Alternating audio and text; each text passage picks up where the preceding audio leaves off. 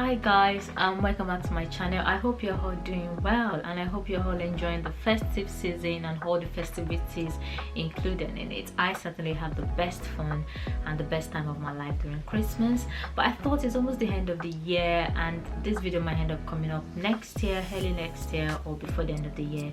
Depends on how I feel, but I just thought let me just sit down and shoot my 2022 reflection. A lot has actually gone on. I'd gone on or going on, whatever, in 2022. My 2022 in short is in one word comes with the word perseverance, because a lot happened. Really 2022, if someone understand that, yeah, it's really 2022. So there was a lot of things I have learned this 2022. I feel like it's like a growth time for me, and I learned a lot in this time. But before I go into it, if you are new, like I said, I'm Esther. I'm now a qualified pharmacist working in London, UK, and which you will definitely see the video of how I found out about my results soon. But yeah, I'm now a qualified pharmacist working in a community setting, and I'm really excited to have you here. So if you are new, please don't forget to subscribe to my channel, like this video, and also share with your friends. Why not? It's part of love. Share and let them come and join us and enjoy the little nuggets I share on my platform here. So what we got to is, like I said, now let's go to 2022, really 2022. So but for me to be able to put this in segments and not just ramble on back and forth, I'm going to split it into three different subsections, which is going to be in terms of goals, the next one will be in terms of failure, and the next one will be in terms of my mental health. It's like I said, it was a very great year indeed, a year of growth, a year of finding myself and just actually building up to become a better version of myself and learn to actually deal with. So let's go on goals. I remember towards the end of 2021, moving into 2022, we all have these things, you know, those pressure thing where, oh, let's set goals for the new year. I also did. I fall into that pressure. I even made vision board. I did for the first time. I made vision board that it's 2022. I am ready to smash it. Hey, who was I deceiving? Anyways, I made vision boards and everything like that. Looking back at my vision board, I would say, let me give myself an accolade, because I actually achieved 2 out of the lots of goals I put in there. I'm not saying you should not do vision boards. You could if it works for you, but I tried it and it did not work for me. Or it could be because maybe life just happened and it's not just something I could even maneuver, even see how it's gonna work. So I think, like I said, I've learned to be, it's a year of perseverance. I also learned to be actually forgiving to myself and give myself some leeway in certain ways. One of the two, out of all the goals I planned to do, it would have just been one goal. And I don't even know if it was a goal, so because I know I have to sit an exam and I have to pass anyways, but I still put it as a goal for the year that I wanted to pass my GPHC exam, even though I passed the second time. So glory to God, I actually met that goal, even though I don't know if it was a goal, because either way I still have to pass for me to be able to work and, you know, adult properly, earn money. So I had to pass.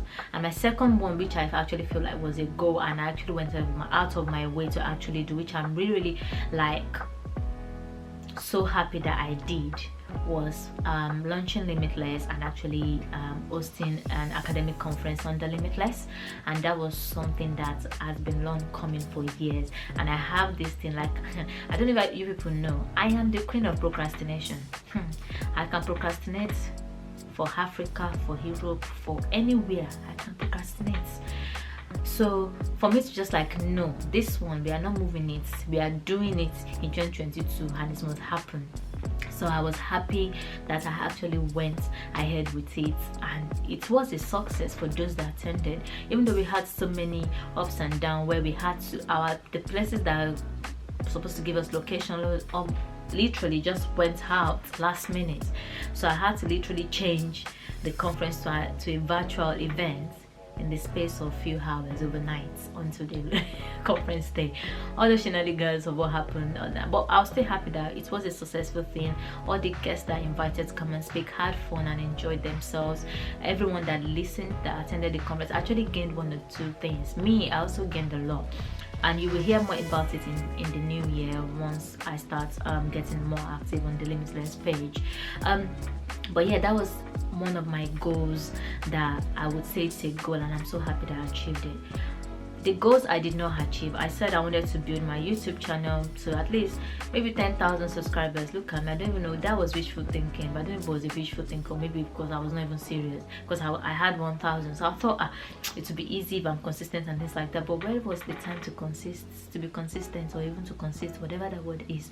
There was no time, because life got in the way. Pre-reg year was you hear more about it in my mental health section, but pre-reg here really helped my 2022 to 2022 because it was difficult to find balance. All I want to do is just revise my book and just pass this exam, and then I did all that and still failed in June, and I had to redo the exam in November. So imagine that you think, okay, by August, so the goals you could not achieve from January to August, the exam is out of the way, you want to get your result, you get back to normal and get back on track. Then life happened again. I failed the exam and I had to sit it again. So that took so much time for me. So I did not really actually get myself back on track or doing it. Even like to be posting on YouTube, but did not even come until November. So it's like I even went AY out of nowhere on social media. I just had no idea of what I wanted to do in terms of meeting all those goals, and there are so many goals I wanted to meet, even start my own business and this, and that did not happen. But I'm happy that one of the goals I achieved, and that's one thing I'm going to be grateful for. So it's just that, yeah, if we make goals and reflecting, like sometimes I think I've just learned that I'm not going to be putting too much pressure on myself like I did in 2022. I'm going to actually focus on actually allowing God to actually do his own thing. There's this I don't know if it's a Bible verse that or is a saying that says that man proposes but God disposes. So, or is it the other way around? I think it's man. Is it the other way? Whichever way, I'll write it down here. We have our own ideas and what we want to do, but if God does not put a stamp on it, you're wasting your perfect time. And God showed me that this year, so I had to learn that when I'm going to 2023, God is the forward and I'm following behind him. Whatever he says you do, I will do. I'll never make plans without him again. So that's one thing in terms of goals when I'm reflecting back. And also I felt like accountability partner. I wish I had accountability partner, and the goals I made were realistic and attainable goals. I know I'm all about productivity and things like that, but when we set goals, we actually need to be very, very realistic with our goals. Like, is it possible? Because reaching 10,000 subscribers on YouTube, that is far-fetched. What was I even thinking about? I don't know. But I've learned that, okay, I need to be set realistic goals and set it in small bite size, so that I'm able to achieve them in small bite size, and that way every little achievement or attainment. So now to the second segment of my reflection story, and that is failure. I failed my exam, like I said in my first segment. I failed my qualification exam and I had to resit it. It hit me badly, I would say, but the way I dealt with it was so different from how I've ever dealt with failure in my whole entire life. I could see growth in dealing with failure. I could see maturity. I literally dealt with it in a very, very, even me myself, I'm surprised at myself, because that's not me. Normally when I go through failures like that, I hibernate. Nobody can talk to me, nobody can even find me. I am just in my own zone. Don't talk to me and everything. Let me try to reduce this exam. Let me just reduce this exam and pass. But I just, with God, I would not even say I did it by myself. I feel like God just took me from somewhere to somewhere and like helped me to deal with it better.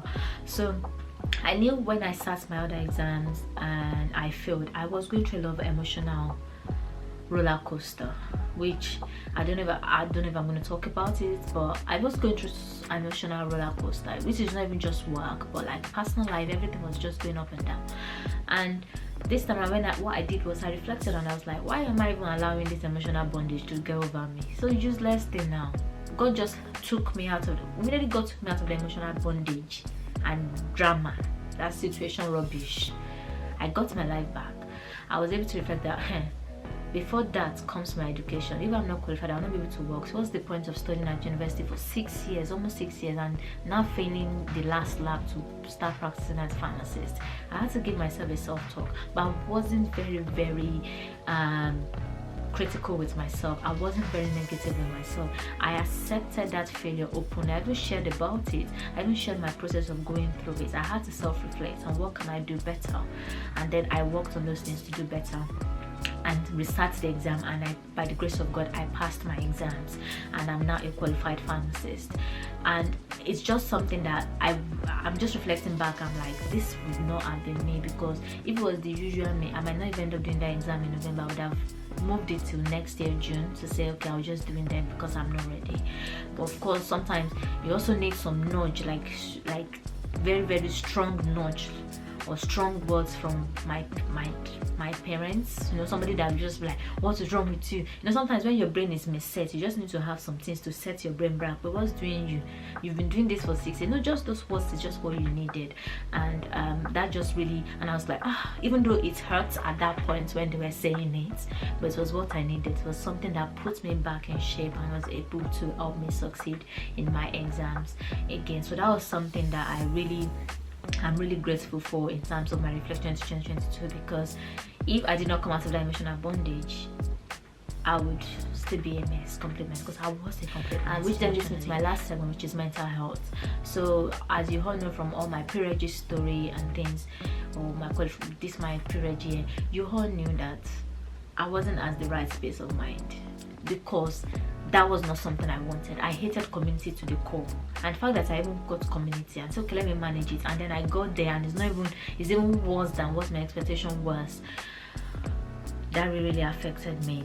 But like I said, it took the failure to get back on myself. Like, I even got back to work. I enjoyed it. I enjoyed speaking to my patient.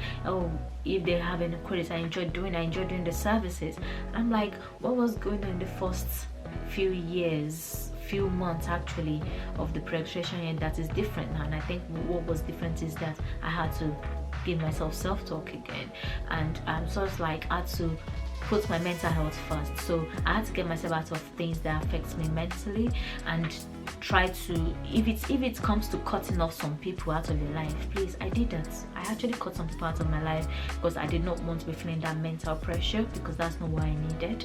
So I had to look after my mental health in a positive light, listen to words of affirmation, lots of preaching, even reading books to just get me out of those zone and just enjoying my comfort zone. Before, I used to enjoy my comfort zone, but I thought, let me explore and come out of my comfort zone.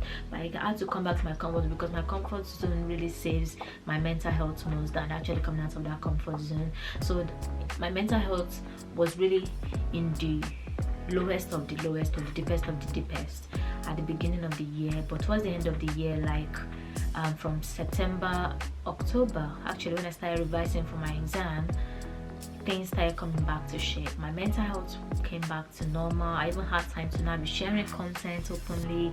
Even people what I'm talking about, people will agree, because you don't even see lots of content from me this whole year, because I just wasn't in the right space of mind. But now I'm in the right space of mind. I share content openly. I don't even worry. I'm not feeling that phobia of sharing content anymore and things. So like 2022 has its ups and downs, but that was the year, that was my best year. That was my year of learning to persevere in the face of difficulties, learning to endure, and actually learning to draw yourself closer to God more. I learned a lot. 2022, of course, nothing exciting happened aside the Limitless conference. I have to say, I achieved this, I achieved that. My own achievements was that I was able to learn personal development, build myself, build my maturity in a different way that I could never imagine I would have got to that stage. So 2022 was that year for me, and going into 2023 We don't know. I've learned a lot. Like I said, I'm not putting pressure on myself on plans for 2023. I'm learning to do things in bad sides, which you'll see in my next video, where I'll talk about goal setting for 2023 and how am I planning my goals, or planning the things I want to do for 2023. Because as I'm sitting here right now, I know I have things to do, but I'm just trying to focus and allowing God to actually be my guide and guide me into it, because I want my 2023 to be a year of purpose and not a year of just, oh, I'm doing something. So yeah guys, that's my 2022 reflection. Thank you so much for watching this video, and I really hope you enjoyed it and you just enjoyed this little chit chat thing. It's been a lot of talking. I'm just gonna sip on my cup of tea that's here cooling down, and yeah, I'll see you all in 2023. Have a nice new year, and happy new year in advance, everybody. Bye.